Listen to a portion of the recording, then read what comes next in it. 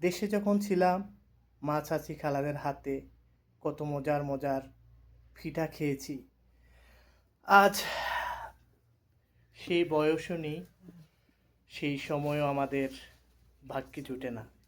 তো কিন্তু তারপরেও প্রবাসে বসেও দেশের স্বাদ, দেশের ঘ্রাণ নিতে পারবো এটা কখনোই ভাবিনি।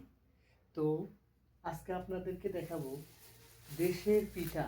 আমার বন্ধু নিয়ে আসছেন, এই যে পিঠা নিয়ে আসছেন উনি, এটা হলো তাল দিয়ে বানানো হয়। এই পিঠাটা অনেক সুস্বাদু, অনেক মজার।